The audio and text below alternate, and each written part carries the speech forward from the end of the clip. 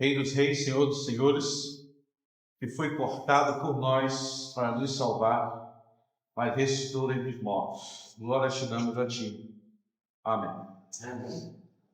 Meus irmãos, vamos voltar para Daniel 9. Daniel 9. Antes de falar de Daniel 9, quero recapitular algo. Quando nós, brasileiros, vamos falar de um tempo daqui um pouco distante, existem unidades temporais que nós usamos. Por exemplo, nós dizemos daqui a um ano, daqui a uma década, daqui a 2 séculos. E aí surge a pergunta, por que em Daniel 9, por que ele fala em semanas? Porque, como a gente viu, semana era uma unidade temporal utilizada pelos judeus, porque eles tinham que guardar o ano sabático. Então, ela fala daqui a tantas semanas, isso era uma unidade de tempo, porque eles contavam os anos em semanas.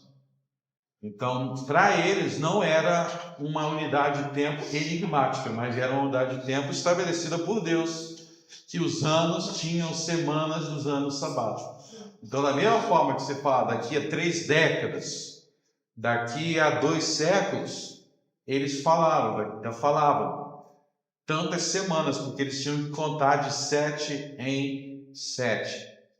E é por isso, então, que Daniel diz que o Messias viria depois de tantas semanas, uma contagem dos judeus que existiam, e a gente vai ver que depois do cativeiro babilônico eles vão passar a ser fiéis a isso.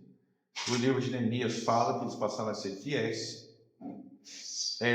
mas não era um enigma na profecia, porque estava usando um modo de contagem comum dentro da Bíblia, de contar os anos em semanas.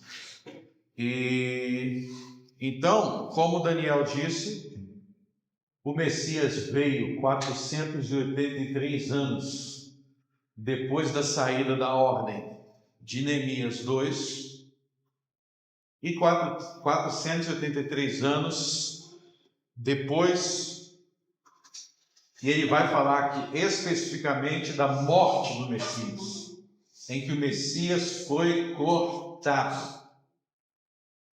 Só que está faltando ainda uma última semana. A gente já viu aí que ele divide esse tempo em 7, 62 e falta ainda faltou uma semana, que são 7 anos. A gente já viu no primeiro 7, 49 anos, existiu o processo de restauração de Jerusalém à sua antiga glória. E aí depois tem mais as 62 semanas até o Messias. E nós vimos então que nessa ocasião da vinda do Messias ao mundo, o santuário e a cidade de Jerusalém seriam destruídos de novo. E a destruição do santuário e da cidade de Jerusalém era um sinal que Deus estava novamente se voltando contra eles em ira. E o que isso indica então? Que a vinda do Messias ao mundo coexistiria com um período de grande apostasia de Israel. Você vai ver que se na época da vinda do Messias ao mundo, se nesse período da vinda do Messias ao mundo, o templo é destruído, o que isso te diz sobre o povo de Israel naquele período? Muita apostasia. E evidentemente então, o maior ato de apostasia foi o fato deles entregarem o próprio Jesus Cristo, o próprio Filho de Deus, para ser morto na cruz. Mas ao mesmo tempo, Daniel 7, ao mesmo tempo que Daniel 9 mostra que seria um período de grande apostasia de Israel a ponto de Deus destruir o templo, Daniel 7 mostra que seria um período de vocação das nações, as nações sendo chamadas. E é exatamente isso que encontramos no Novo Testamento. Você vê uma grande apostasia em Israel e ao mesmo tempo você vê os gentios entrando para a igreja, a vocação dos gentios. Mas aqui nós queremos nos aprofundar em Daniel 9, em alguns detalhes que nós ainda não mencionamos. E um desses detalhes é aquela lista do verso 24. 70 semanas estão determinadas sobre o teu povo e sobre a tua santa cidade, para cessar a transgressão e para dar fim aos pecados e para expiar a iniquidade e trazer a justiça eterna e selar a visão e a profecia e para ungir o Santíssimo. Ungir o Santíssimo, a palavra ungir é de onde vem a palavra Cristo. Cristo significa ungido. Então, ungir o Santíssimo, não simplesmente o Santo, o Santíssimo, no superlativo, está se referindo a Cristo. Mas as outras coisas que ele diz aí que aconteceria nesse período, dentro dessa janela de 490 anos, muita gente fica na dúvida. Porque, por exemplo, para cessar a transgressão, para dar fim aos pecados, para expiar a iniquidade e trazer a justiça eterna. Esses pontos que eu acabei de mencionar aí, será que já aconteceram? Bom, quando a gente entende o sentido desses pontos, quando a gente entende em que sentido ele está falando, a gente vai ver que já. Por exemplo, abra em Hebreus capítulo 2. Hebreus capítulo 2, verso 14. E visto como os filhos participam da carne e do sangue, também ele participou das mesmas coisas, para que pela morte, o que ele fez através da sua morte, aniquilasse o que tinha o império da morte, isto é, o diabo, e livrasse todos que com medo da morte estavam por toda a vida sujeitos à servidão. Porque, na verdade, ele não tomou os anjos, mas tomou a descendência de Abraão. Por isso convinha que em tudo fosse semelhante aos irmãos, para ser misericordioso e fiel sumo sacerdote naquilo que é de Deus, para expiar os pecados do povo. Porque naquilo que ele mesmo, sendo tentado, padeceu, pode socorrer aos que são tentados. Então aí está falando que Jesus ele morreu não como qualquer um morre, mas ele morreu para expiar os nossos pecados, para aniquilar a obra de Satanás, para nos justificar de todo tipo de maldade que poderíamos ter cometido. Ele traz a justiça, não uma justiça temporária, mas uma justiça eterna, a justificação, uma justiça imputada sobre você e não tem como reverter. É eterna. Então é isso que Daniel 9 está dizendo que o Cristo iria trazer. Pode voltar lá em Daniel 9. Quando ele fala essas coisas em Daniel 9, 24, para cessar a transgressão, para dar fim aos pecados, para expiar a iniquidade, ele está falando das coisas que são o resultado da obra de Jesus, que no verso 26 é morto. Então, você quer saber para que o Messias, no verso 26, foi morto? Para cumprir essas coisas do verso 24. Ele foi morto para cessar a transgressão. Ele foi morto para imputar a justiça eterna dele na sua vida.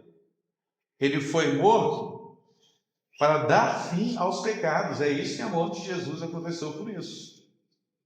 Então, Daniel está dizendo, nesse período de tempo aqui, vai acontecer essas coisas para essa finalidade.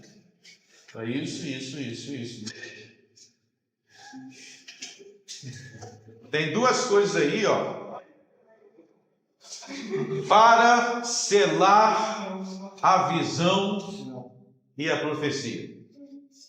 O que é esse selar a visão e a profecia? Bom, ele está dizendo que nessa janela de tempo, essas coisas iam acontecer. Ok? Nessa janela de tempo. Só que está faltando ainda 7 anos. A gente não falou do último 7 anos. Então, as primeiras 7 semanas, e novamente, por que ele está medindo em semanas? Por que ele não falou anos? Porque semanas era uma maneira normal dos judeus medirem o tempo, porque eles tinham que contar de 7 em 7 anos. Isso é uma maneira normal de medir o tempo. Então já teve 7 semanas, 62 semanas. Tem que ter alguma explicação para ele ainda ter sobrado uma última semana. A gente vai ler sobre uma semana no verso 27. Diz assim, ó. E ele firmará aliança com muitos por uma semana. E na metade da semana fará cessar o sacrifício e a oblação. E sobre a asa das abominações virá o assolador. E isso até a consumação. E o que está determinado será derramado sobre o assolador. Então, olha só. No verso 7, ele fala de um período de 7 anos, e ele fala que na metade deste período de 7 anos, fará cessar o sacrifício e a oblação. Se ele está falando de sacrifício e oblação, ele está falando de algo que ocorria aonde? No templo. E isso nos joga de volta para o verso 26, porque o verso 26 já falou do templo, do santuário. Então, é necessário interpretar isso aqui, que tem que ter alguma ligação entre o verso 26 e o verso 27. Bom, no verso 27, sobre o templo, é dito: e o povo do príncipe que há de vir destruirá a cidade e o santuário. O povo aí, a gente já viu que era os romanos. O príncipe, tudo indica que é Tito, que a gente já viu o pequeno chifre do capítulo 7.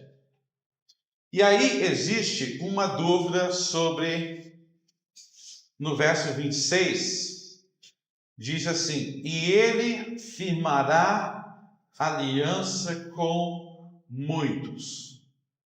E a dúvida é o seguinte, é uma discussão que existe no meio teológico. Esse ele, do verso 27, é o príncipe do verso... Vocês viram que na passagem tem 2 príncipes.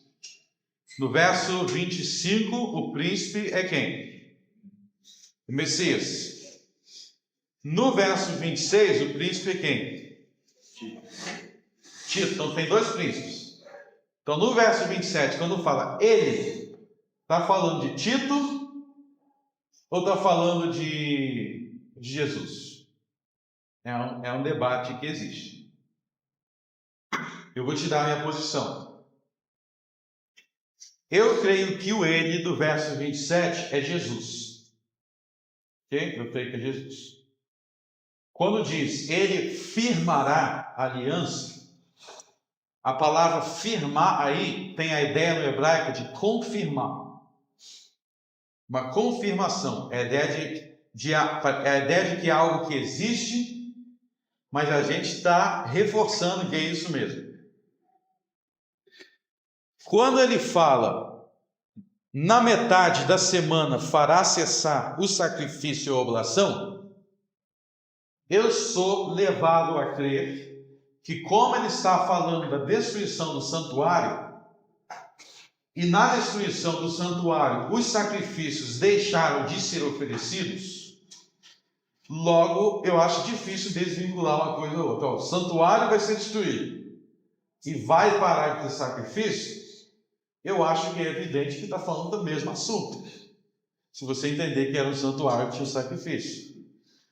Sendo assim, como ele está falando da cessação dos sacrifícios na metade desta uma semana, como é na metade dessa uma semana que os sacrifícios cessam, e eu sei que os sacrifícios cessaram na destruição do templo de Jerusalém, isso me leva a crer que essa uma semana foi o período da guerra entre Roma e Jerusalém. Deixa eu colocar isso mais claro. Quanto tempo durou a guerra entre Roma e Jerusalém? 7 anos. Começou em 66 e terminou em 73. 7 anos.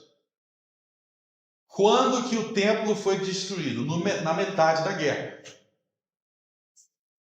Como ele está colocando o fim do sacrifício como na metade da semana, e eu sei que o templo foi destruído na metade de um período de 7 anos, logo a minha conclusão é que esses 7 anos foi os 7 anos da destruição do templo de Jerusalém. E o fim da guerra foi quando eles se renderam lá, foi a rendição final, e depois já tinha sido destruído. Então foi no período intermediário. Agora, voltando para o ele. Eu falei que eu entendo que o ele é o príncipe Jesus. Eu não acho que é Tito. Por que eu acho? Porque eu acho que a palavra aliança, eu entendo que a palavra aliança, no livro de Daniel, é sempre uma aliança com Deus. E o que tem a ver, então, vamos refletir, o que teria a ver a destruição do templo com a aliança de Jesus com o seu povo? O que tem a ver? Eu vou te dizer o que tem a ver. Quando Jesus, antes de morrer, na semana que ele ia morrer, ele celebrou a Páscoa pela última vez, e aí ele instituiu o sacramento da ceia do Senhor e falou: estou fazendo uma nova aliança. Estou instituindo uma nova aliança, igual lá Jeremias fala, farei a nova aliança, aí tem a ceia do Senhor. Quando Jesus faz isso, passa a existir em Israel, então, o templo continua de pé. Então existe a igreja, o povo que frequenta a igreja, mas ainda existe o templo e os sacrifícios do templo. E para o templo ser destruído, demorou ainda 40 anos. Depois de Jesus, foi 40 anos depois de Jesus, 70, anos 70. Então, enquanto o templo estava de pé, muitos judeus tinham dúvidas. Será que não é para frequentar o templo mesmo? Não. Será que não é para oferecer sacrifício de animais? Não. Vocês estão dizendo aí que Jesus já foi sacrificado por causa da nova aliança e não precisa mais sacrificar, mas tinha uma grande dúvida no coração de muitos. Você pode ler a carta aos Hebreus. A carta aos Hebreus foi escrita para avisar: não frequente o templo de Jerusalém para sacrificar animal, porque Jesus já foi morto na cruz. Mas o templo, estando de pé, era sempre uma tentação. Pô, mas tem aquele... Eu pequei aqui, será que não é para oferecer aquele carneiro mesmo não? E se eu não oferecer, não vou ser perdoado? Essa tentação existia para o judeu. Então eu entendo que no verso 27, eu entendo que a destruição do templo na guerra judaico-romana é Jesus confirmando a nova aliança. Ele dizendo, estou confirmando, eu estou derrubando o templo para você, para todo mundo ter certeza que não é mais a aliança mosaica. Não é mais o templo físico. Então eu entendo que está se referindo a Jesus, ele firmará a aliança com muitos por uma semana, ou seja, aquela guerra não era simplesmente a guerra de Roma, mas era Jesus Cristo, da mesma forma que no Antigo Testamento Deus destruiu o templo, não era só a Babilônia, era Deus destruindo. Assim também Jesus Cristo confirmou a nova aliança quando ele derrubou o último vestígio que havia da antiga. E até hoje, nem se você quiser, você tem como cumprir as leis cerimoniais do Velho Testamento. Lá no templo de Paulo, por exemplo, se o cara quisesse, ele podia subir lá no templo e sacrificar um carneiro. Os dias de festa estavam rolando nesse período de 40 anos. Agora não tem como. Por exemplo, lá em Êxodo 12, diz que na época da Páscoa, você tinha que sacrificar um cordeiro. Na época da Páscoa, tinha que sacrificar um cordeiro. Só que Deuteronômio 16 diz que você não podia sacrificar um cordeiro em qualquer lugar, você tinha que sacrificar no templo. Deuteronômio 16 diz, não é em qualquer lugar, é só no lugar que eu escolhi, no santuário. Então, se você quiser cumprir esta lei cerimonial da Páscoa, você tem como? Você não tem como. Por que você não tem como? Porque não tem tempo. Então, ao destruir o templo, o Senhor Jesus confirmou a sua aliança. E eu creio que aí, então, existem esses 3 períodos, 7, 62 e uma semana. Eu creio que isso aqui é contagem inicial. Para restaurar Jerusalém. Depois o tempo que passaria até o Messias. E aí eu creio que há uma semana se cumpriu na guerra judaico-romana, e na metade da semana cessou-se para sempre os sacrifícios, e ninguém oferece mais sacrifício em Jerusalém. Nos tempos modernos, muitas igrejas pegam esse verso 27 e eles jogam para o futuro. Diz assim, vai ser os 7 anos do anticristo, que o anticristo vai governar. Quem aqui já ouviu falar dessa história? Acho que a maioria, né? Por que essa interpretação é completamente inválida e incoerente? Porque o templo já foi destruído. Novamente a gente cai no problema de descontextualizar as coisas que são ditas e ficar aleatoriamente jogando as coisas para o futuro. Se ele falou de Cristo e da destruição do templo que aconteceria naquela circunstância, por que eu estou dizendo que não é aquilo e é alguma coisa no futuro? O anticristo vai fazer uma aliança, ele vai entrar no templo. A pergunta é, que templo se não tem templo lá? Não tem nem templo. Então vai reconstruir. Aí tu tem que criar uma teoria de reconstrução para poder encobrir uma ideia fajuta que não tem base de ser, porque vocês estão descontextualizando a coisa no seu contexto original. Já teve um período de 7 anos, é só você pesquisar a duração da guerra, já teve esse período de 7 anos na guerra. E no meio desse período, o templo foi destruído pela mesma pessoa de Daniel 7. Já foi. Então, quando ele diz, no verso 26, e o seu fim será como uma inundação, e até o fim haverá guerra.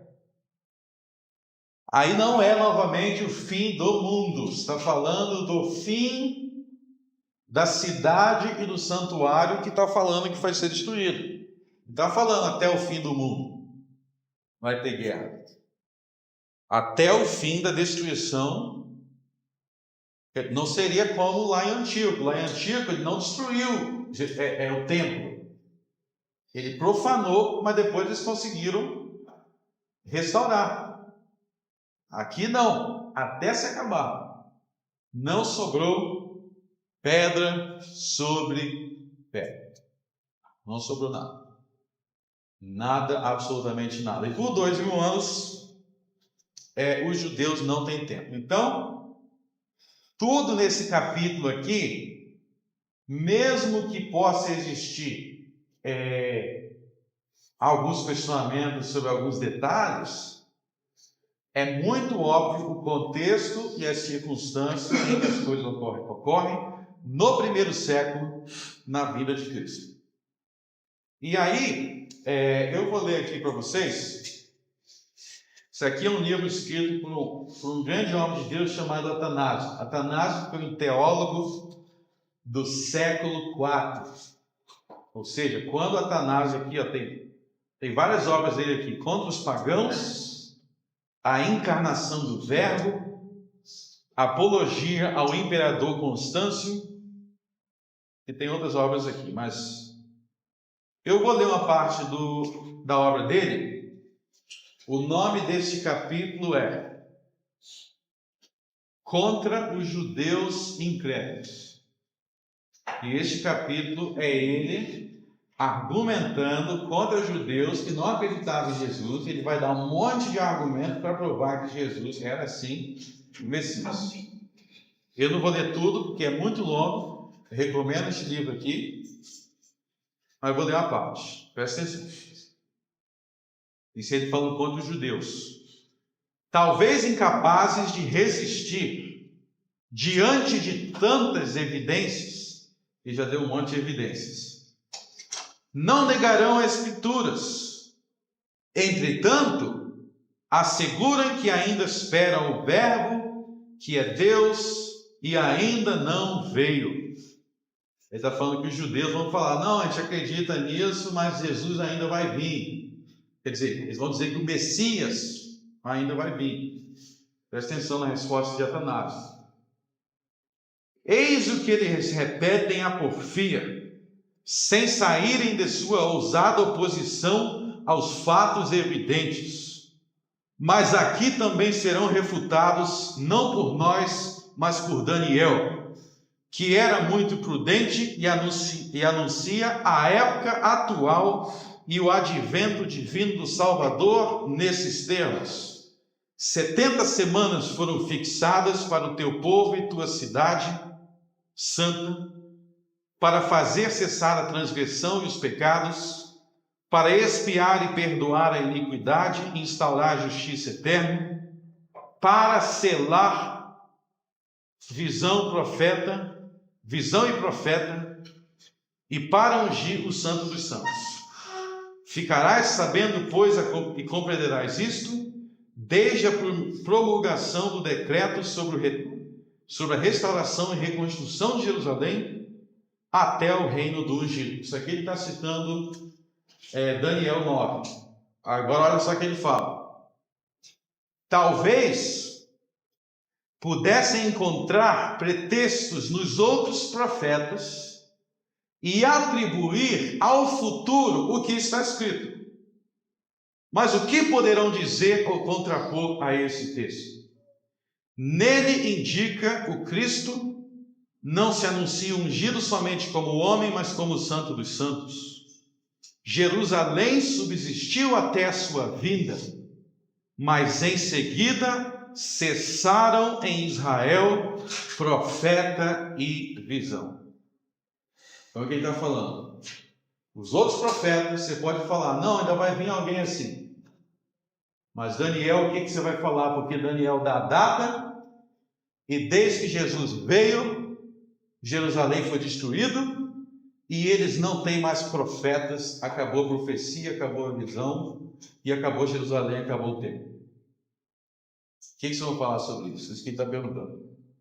Porque se você pega Isaías, eles podem falar, não, Isaías está certo, mas vai ser o outro cara, vai ser Jesus não. Zacarias, vai ter outra pessoa assim. Mas Satanás me pergunta, vocês vão ser, ele diz, vocês vão ser refutados por Daniel, porque Daniel dá data, e desde que Jesus veio, vocês não têm templo, vocês não têm sacerdócio, vocês não têm profeta. E aí vai entrar o outro elemento da profecia de Daniel, que Atanásio menciona aí, verso 24, selar a visão e a profecia. Eu creio que esse verso está dando uma data limite, onde o dom profético cessaria. Então, eu creio que aqui nós temos o fim de várias coisas que existiam antes. Até a vinda de Cristo, até essas 70 semanas se cumprirem, esse período de 490 anos, você tinha uma sucessão de sacerdotes levitas, morria um sacerdote, entrava outro, morria um levita, entrava outro, morria um sumo sacerdote, entrava outro, veio Jesus, não existem mais uma sucessão de sacerdotes. O sacerdócio encontrou a sua realização perfeita em Jesus. Não existe mais sucessão de sacrifício, não tem repetição de sacrifício. É um sacrifício final e perfeito. Não tem sucessão de sacerdotes, não tem sucessão de sacrifícios, e também Jesus Cristo trouxe a palavra de Deus final. A palavra de Deus completa. E por isso não há também necessidade de novas palavras ou novos profetas. Ele trouxe tudo em sua plenitude. Ele trouxe a justiça eterna. Ele trouxe o sacrifício suficiente e perfeito, e também a palavra suficiente e perfeita para todos sempre. Por isso que a gente tem a Bíblia completa. Porque, como Atanásio pergunta assim, Atanásio pergunta, antigamente vocês tinham profetas, sucessão de profetas, mas por que vocês não têm mais? Por quê? Porque a gente tem porquê. Por que a nossa Bíblia não tem mais assim, ó, depois de Apocalipse, aí vem outro cara aí e acrescenta novos livros? Porque Jesus veio e ele selou a visão e a profecia. Então, o ano de 70 AD, o ano da destruição do templo de Jerusalém, é um ano muito importante. Porque é como se Jesus tivesse, ele firmou nova aliança e ele deu 40 anos para esse povo se arrepender. Eles tiveram 40 anos. Ele enviou os apóstolos, mas eles não se arrependeram. E por isso eles foram julgados por Deus.